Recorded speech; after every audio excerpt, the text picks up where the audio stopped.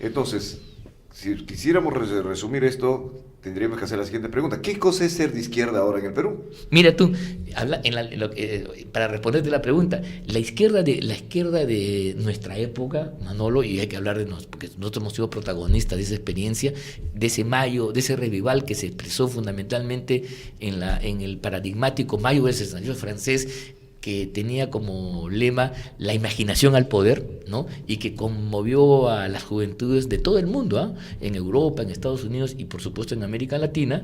Era una izquierda que se acercaba mucho a la religión y se acercaba mucho a las comunidades católicas. Y por eso hubo la fusión con ese Pero por supuesto, entonces era un moralismo, era una concepción, una visión de la cosa buena que, por ejemplo, difícilmente podía haber puesto en su programa: hay que liberalizar las drogas, tú puedes tomar cualquier cosa. Inclusive los temas de opciones sexuales que hoy día se generalizan, en la época en que nosotros hemos militado, participado ahí, eran cosas extrañas que no estaban en los programas de la izquierda. Mira tú, ni siquiera el tema ecológico, porque ahí la preocupación era por el crecimiento, el desarrollo, por lo que se llamaba el crecimiento de las fuerzas productivas. O sea, era una concepción totalmente distinta.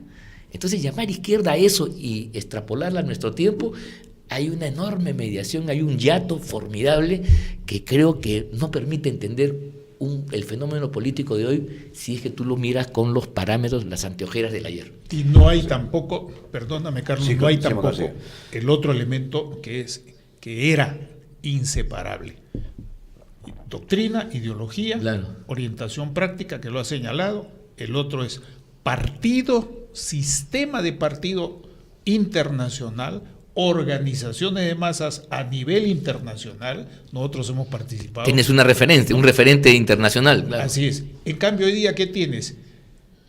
ONGs de origen liberal financiadas por empresas capitalistas liberales, claro, que tienen incidencia en políticas internas que se reputan o se caracterizan como de izquierda en el tema indígena, en el tema laboral, en el tema de mujer. Y por otro lado, el sistema de Naciones Unidas, que tiene su propia red de clientes y de acciones a través de estas ONGs. Yo me pregunto, a ver, imagínense ustedes, ¿qué cosa hubiera dicho el camarada Stalin si le salen ahí un grupo que quieren impedir el desarrollo, la industrialización en la Unión Soviética, la transformación del campo que se hizo brutalmente, sacrificando a millones de kulaks, o sea, los campesinos más acomodados? ¿O qué diría Mao Zedong, por ejemplo, en su periodo de la larga marcha, en su periodo del gran salto hacia adelante, la construcción de la transformación de una industria ligera, una industria pesada, que implicaba un enorme dispendio de energías para transformar la naturaleza? Ahí no estaba el medio ambiente. Entonces hubieran simplemente aplastado textualmente a todos esos protestantes que salen a las calles a defender el medio ambiente, las plantas, los árboles y los animales. Imagínate el Marco Arana en esa situación. Estaría en un gulag, estaría en una prisión probablemente, claro. o habría desaparecido. Entonces, es otra época, ¿te das cuenta? Claro, es otra época, y también nos lleva a otro tema, el desconocimiento de estas cosas, de quienes ahora impulsan este tipo de movimientos. Por ejemplo, muchos marchan con el tema del medio ambiente y todo lo demás, ¿no? Pero al lado de otros connotados líderes que antes trataban también estos temas y lo discutían, lo debatían, como lo bien las esclarecido Ángel, pero en el fondo, ¿no? Se une por una coyuntura determinada, por una, ¿qué te digo? En realidad, porque hay una actitud contestataria nada más, pero que no hay un mayor conocimiento y un mayor análisis de fondo de por qué están en esta situación y cómo podrían tenderse unos lazos mucho más profundos para poder generar una opción de izquierda muy sólida, muy coherente de cara a un futuro inmediato. Claro, yo creo que hay que resituar los conceptos de izquierda y derecha como lo que siempre han sido, conceptos referenciales y no conceptos de contenido. Todos sabemos nosotros que estos conceptos se acuñan en los tiempos de la Revolución Francesa, y el ser de izquierda era que tú te ubicabas a la izquierda del hemiciclo y los otros estaban a la derecha. Uno tenía pero ese es un asunto anecdótico. Y hasta tenías un look determinado, ¿no? Tenías un look determinado. Entonces, el problema está cuando tú le quieres dar un contenido ideológico político al ser izquierdista. Ahí es cuando no aguanta la cosa, porque hay mucha gente que puede tener una sensibilidad a favor de la izquierda. Mira, el tema de la justicia social, En alguna época se pensaba que era patrimonio de los partidos izquierdistas radicales. No, si tú analizas la historia, esa es una posición que tiene antecedentes antiguos, ¿no? Por ejemplo, el cristianismo, la doctrina social de la Iglesia tiene una preocupación inclusive anticapitalista por la explotación que significaba la nueva época. Los padres de la Así Iglesia prohibieron la usura, la condenaron. Claro, es un pecado. Es un pecado, y la usura es la esencia del capitalismo. Entonces, cuando tú quieres un poco empaquetar sentimientos generales, con los cuales nosotros podemos entrar en determinadas fórmulas, ahí es que fallas, pues, porque no puedes contener tú la riqueza de la lucha por la justicia, en la cual yo estoy plenamente de acuerdo, con 4 fórmulas, y decir que tú, por ser izquierda, tú eres el único legítimo defensor de la justicia. Falso. Eso es un concepto que está más amplio, y en consecuencia el problema es cómo articulan políticamente esa sed de justicia, esa demanda de pro la igualdad, la promoción de los derechos en una fórmula política coherente. Eso es lo que no pueden hacer. Por ejemplo, ahí no articulan cosas como esta. Por ejemplo, si yo quiero, por ejemplo, promocionar derechos y quiero mejorar la situación de la gente pobre, tengo que ser coherente. Y entonces, ¿cómo busco los recursos? Ahí viene el problema. Entonces yo tengo que, de alguna manera, tener una política, siendo izquierdista, de promoción también de los empresarios para que generen la riqueza suficiente, el Producto Bruto crezca y entonces yo pueda hacer una mejor repartición. Ejemplo, pero si yo niego lo último y los condeno a los otros, tampoco no voy a poder repartir nada. Bueno, por ejemplo, ¿te das cuenta? El caso de Uruguay, un país con una capitalista, sí, un paraíso fiscal no declarado, sí, paraíso fiscal, exporta oro que no produce, sí, con una fortísima intervención del Estado, es un país de intervencionismo de Estado, no de capitalismo de Estado, sino de intervencionismo de Estado, que tiene ya varios años un gobierno del Frente Amplio, pero el Frente Amplio ahí no significa lo mismo que lo que está significando acá. Allá el Frente Amplio son partidos que lucharon contra la dictadura y que se unieron bajo el liderazgo de Seregni, de un militar, del Liber Seregni. De ahí están el Partido Comunista, el Partido Socialista, el Partido Demócrata Cristiano y otras pequeñas fracciones. Pero básicamente son esos 3 partidos los fundadores del Frente Amplio, y que cuentan con la antigua organización de ese periodo de la historia, que son los sindicatos, los municipios y las cooperativas, cosa que no se da en otra parte. Entonces tienes una posibilidad de tener al mismo tiempo un país muy abierto a la economía mundial, que se ha ido abriendo poco a poco, con una fuerte presencia e intervención del Estado, con un 25% de impuestos para recibir los servicios públicos. De cada peso son 25%, aproximadamente 25 centavos, que van al Estado, pero tienes una coherencia partidaria, una coherencia doctrinal que es completamente distinta a lo que aquí se llama Frente Amplio. Que responde además a una suerte de coherencia social, porque la comunidad uruguaya, lo que se llama la banda oriental del Río de la Plata, se diferencia del resto de las Provincias Unidas, de lo que es Argentina, justamente a partir de un conjunto de identidades que en el tiempo se consolidan.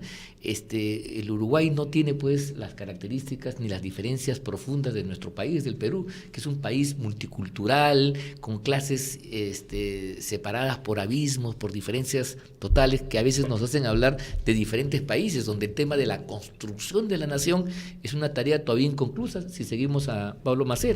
En cambio, en Uruguay creo que este hecho, la famosa marcha de Artigas al norte, galvanizó una realidad social, y por eso que durante mucho tiempo se puso a Uruguay como el modelo de desarrollo político en América Latina, y se la comparaba con la Suiza de América, se decía, hasta que viene el golpe de los militares con Bodaberry, un civil al frente que con los militares para combatir la guerrilla Tupamara, que por cierto Mujica era el número 2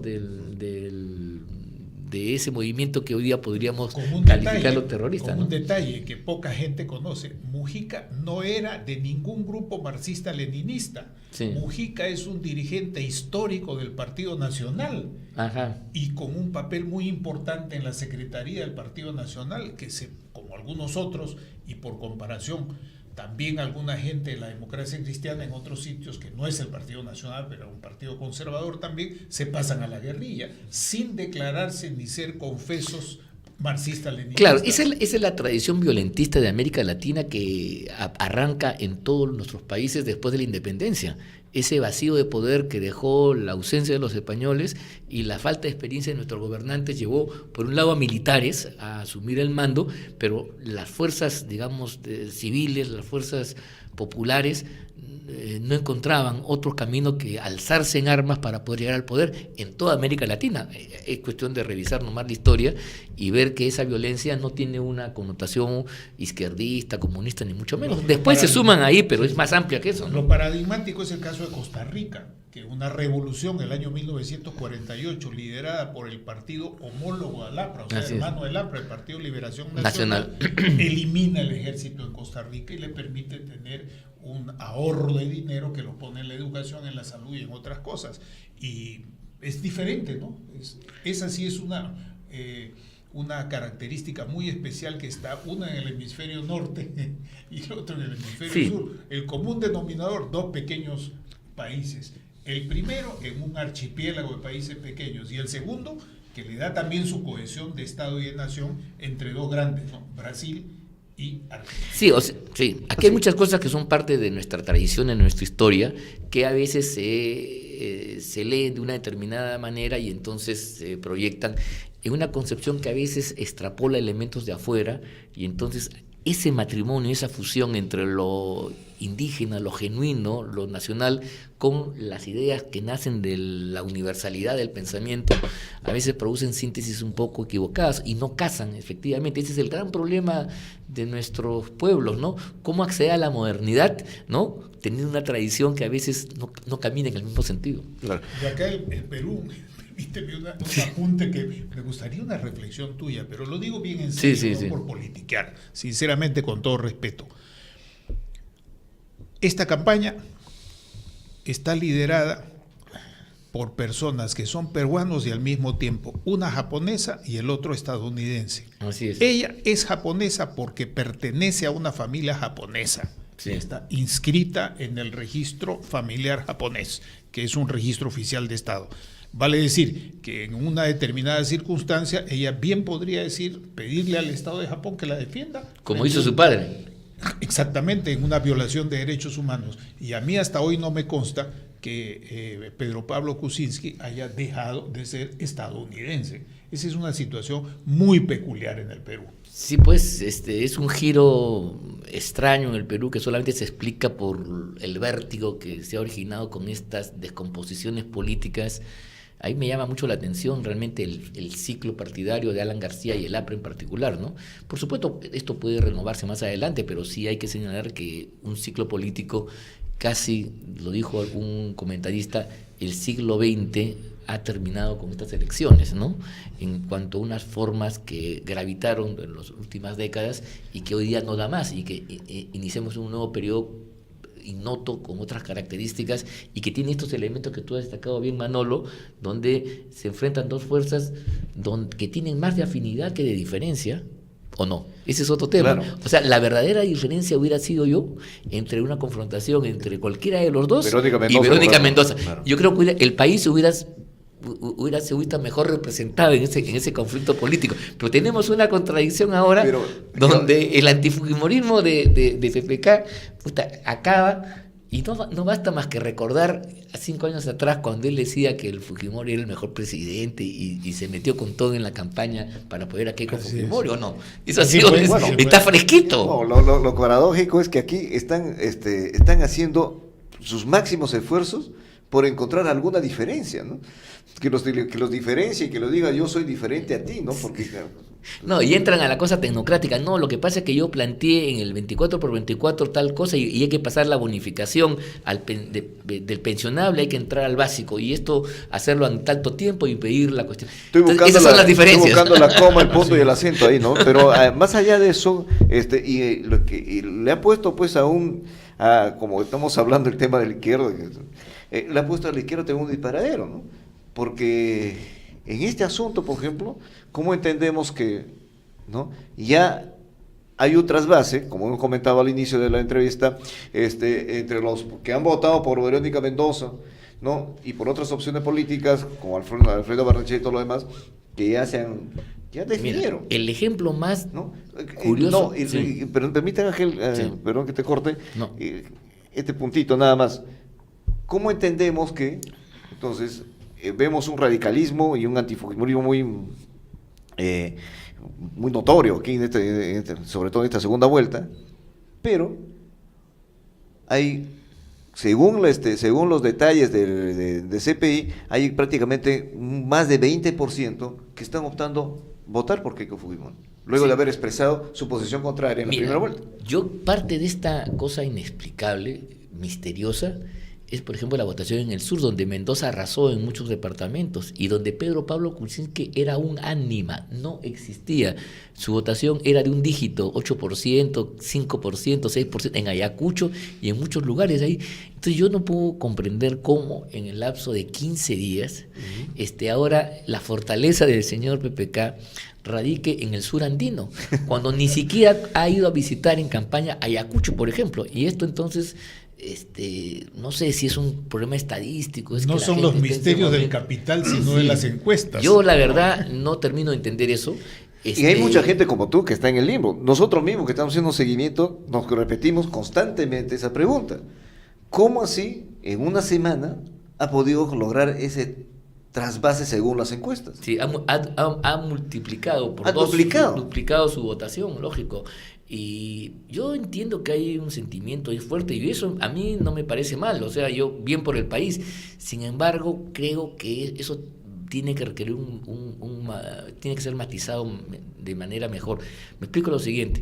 En algunas encuestas, en otros momentos, si tú haces una visión histórica, te vas a dar cuenta que el sur andino siempre ha votado por los candidatos que aparecían en contra del orden establecido, ¿no? Cualquiera de estos sean, inclusive llámese Toledo en un momento determinado, por supuesto Humala, Belaúnde para ir más atrás. Belaúnde, claro, o sea, han tenido ahí. En consecuencia, no es un tema ideológico, es un tema de actitud, de protesta. O sea, ellos están dispuestos a comprarse el pleito de quien dice no. Estoy en contra, yo estoy contigo. Esa es un poco, creo que la lógica. Sin embargo, el fujimorismo también ha tenido un arraigo importante ahí. La segunda fuerza política en todos estos lugares donde Mendoza gana es Keiko Fujimori. Sí. Y en todas esas regiones se ha puesto un parlamentario. Y yo quiero decir algo más.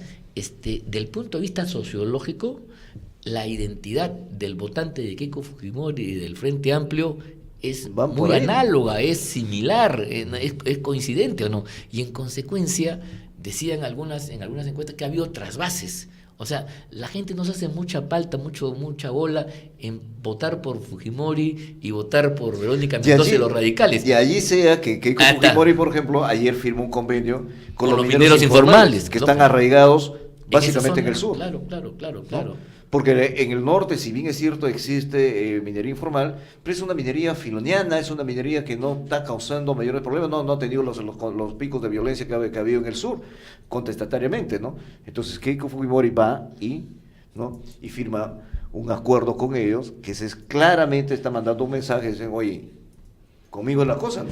No, y además una estrategia donde de las grandes líneas maestras del programa de gobierno se está pasando a ofertas puntuales, ¿no? La misma tesitura tiene la propuesta de que hay que eliminar temporalmente, dicen, el 24x24, que puede ocasionar en los críticos y en los expertos rechazos, pero está destinado a la llamada familia policial. Ese es un compromiso concreto. Igual con los mototaxistas, cuando dice yo voy a asumir la propuesta de Alan García, y entonces viene sumando este tipo de bolsones electorales que al final pueden marcar la diferencia. Cuidado. Por supuesto. Y bueno, ayer en la madrugada leímos un tuit, ¿no? Para los que a veces tenemos horas de insomnio, ¿no? Y vimos un tuit de ahí del siempre bien informado José Barba, ¿no? Que nos decía y nos anunciaba, como ha venido anunciando, ¿no? Que mañana salen unas encuestas Obviamente, está por confirmar, donde nos señala que tanto Ipsos le está dando 3 puntos adelante a PPK y GFK le estaría dando 5 puntos, ¿no? A PPK. De diferencia a PPK, eso es lo que dice Pepe Barba. Pues por lo general siempre está bien informado en estos temas. Bueno, habrá que ver, esperar mañana con la expectativa del caso, pero por ahí va la información. Es que las encuestas tienen ahorita una gran libertad. No solo porque moldean la opinión pública, sino porque además si tú te mueves en el margen de error, tú puedes decir, esa es la foto del momento, pues es la foto de hoy día a las 7 de la noche, ¿no? Pero a las 9 ya cambió el panorama, entonces yo no me he equivocado, sino era la foto del momento. Y aparte de eso los indecisos, pues. Y son los indecisos. Y además, o sea, hay mucha razón para pero eso nos revela otra característica de la política peruana, por lo menos en el proceso electoral, y es la casi ausencia de la academia, de los científicos sociales. Aquí es más importante ser, con todo respeto, encuestador o periodista, que ser un académico, un científico social. No se ha presentado ningún análisis riguroso, serio, ni de San Marcos, ni de la Católica. Sí, pues las universidades están ausentes ahí, deberían ellas, como sucede en otros países. Por supuesto donde que la universidad tiene una voz más rectora, ya no es tan fácil, ¿no? Un papel de cierta auditoría universitaria a los instrumentos tanto de la prensa como de las encuestas. Esto tiene que ver con un fenómeno que está en la base de ello, que es justamente la conversión de la política en espectáculo. Si la política deja de ser el ejercicio de reflexión sobre el poder y el debate sobre estos grandes temas y se convierte más bien en una cuestión marquetera, donde las encuestas son las que van a reinar indudablemente, porque las encuestas originalmente, estas comerciales, han sido hechas no para análisis político, no para ver la política, sino para vender productos, para que tú hagas tu análisis de mercado y sepas si este vaso va a tener aceptación o no entre los compradores. Bien. Entonces, esa misma lógica la trasladan en una mutación lamentable de la política, de una política más comprometida con los intereses del país, a una política donde se frivoliza y se vuelve espectáculo, y entonces se mueve con las reglas del espectáculo. Espectáculo y comercio. Bueno, tendremos en todo caso, todavía falta más de un mes para seguir evaluando este tema para las elecciones. Es un periodo muy largo, ¿no? Parece muy largo. Es muy largo, donde cualquier cosa puede suceder. Ángel, muchísimas gracias por tu presencia. Vamos a estar convocándote. Muchas gracias a ti. Convocando y abusando de tu amabilidad para seguir viendo estos temas. Hemos disfrutado realmente de una hora, como hemos pasado revista a muchos temas sumamente interesantes. Yo creo que nuestros oyentes han sido los que... A diferencia del intercambio de twitters, que a veces son fatales. Por supuesto. Como en el caso de Kenji, o a veces con el caso del propio bien informado Barba, que a mí me da la impresión a veces que le está ayudando a PPK de tanto insultar a los... Sí. El Twitter es como una pistola cargada en manos de algunas personas poco responsables. Por supuesto que sí, a veces se ha convertido, y a veces se disparan los pies. Y se disparan así.